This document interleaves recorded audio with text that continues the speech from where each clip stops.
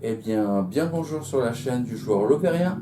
Aujourd'hui, je vous présente Iria, la cité éternelle.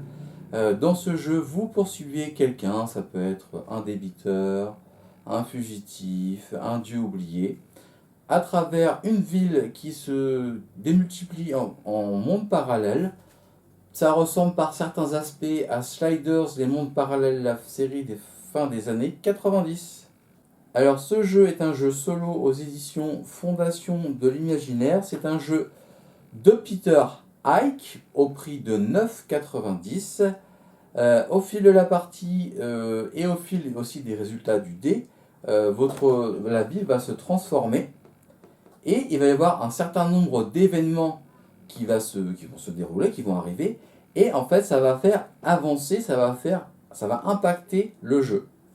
Alors, pour jouer dans cet univers, vous allez avoir besoin d'un certain nombre de matériel pour jouer dans la cité éternelle. Donc, par exemple, un cahier ou un logiciel pour faire le journal, un moyen d'écriture, stylo ou clavier, un D4, un D8 et un D20, un magasin de dés visuels, ça c'est par exemple sur Roll20, vous avez des dés virtuels ou même sur d'autres applications, et une feuille de suivi. Voilà. Alors, le synopsis de ce jeu de la cité de Iria. Donc, en fait, ce sont des voyageurs qui font partie de la société des voyageurs, qui ont découvert dans des bibliothèques poussiéreuses, de manière inopinée, cette ville multiple à travers les mondes parallèles. Quels sont les objectifs de ces voyages? Ils peuvent être scientifiques, ils peuvent être de raisons occultes. En fait, il y a plein de raisons, en fait. Peut-être par curiosité, etc. Voilà. Alors, comment se passe le début de partie? Donc, il faut définir trois choses. Il faut définir la cible, il faut définir l'occurrence de Iria, et il faut définir aussi votre passé. Voilà ce qu'il faut faire au départ. Bon, ça, c'est un peu plus exhaustif, mais je fais un résumé pour que vous puissiez comprendre assez rapidement comment ça se passe. Alors, comment se déroule un tour de jeu? Déjà, on explore la ville. Sauf si c'est le premier tour, lancez les dés de progression et ou de dés de chaos. Alors, pour les dés de chaos, il faut bien voir qu'on ne les lance pas comme ça.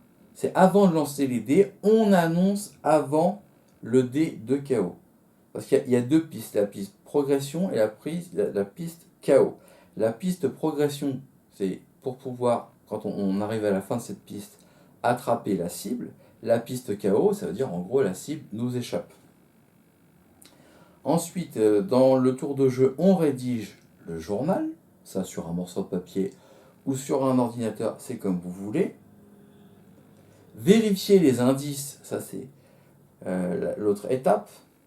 Si vous finissez la piste de progression, fin de partie. Si une des deux pistes est terminée, et bien à ce moment-là, soit la cible, comme je l'ai dit, est attrapée, soit la cible vous échappe. Et à ce moment-là, on rédige le journal pour définir la fin de l'histoire. Voilà. Si vous avez rempli une des pistes de progression, il faut répondre à certaines questions. Dites comment vous avez attrapé la cible. Par exemple, une confrontation face à face. Comment s'est terminée la poursuite? Est-ce que le résultat vous satisfait ou vous ressentez un vide? Autre possibilité, là vous avez raté pour attraper votre cible, c'est échappé. Donc là ça veut dire que la cible, ça peut être un fugitif, comme je l'ai dit, un criminel, un dieu oublié, etc. Euh, il a rempli sa piste de progression, ça veut dire que c'est vraiment cette cible vous a échappé. Donc comment la cible s'est échappée? Est-ce qu'il y a eu abandon de la poursuite ou est-ce que la cible a été rusée ou a trouvé des moyens pour vous échapper? Comment l'abandon s'est passé?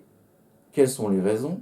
Et pareil quand il y a la prise de progression attrapée et réussie, comment est-ce qu'on peut quitter la ville et si on peut ou non?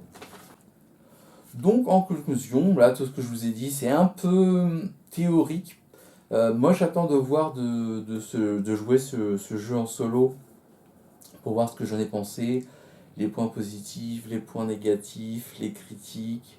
tout ce que j'ai pas vu dans la théorie. Évidemment, c'est toujours plus facile de jouer et de dire si j'ai aimé ou pas, les petites particularités du jeu.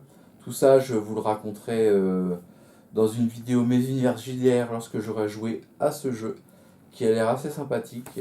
Ça me fait penser un peu à Sliders, un peu différemment, mais c'est pas mal.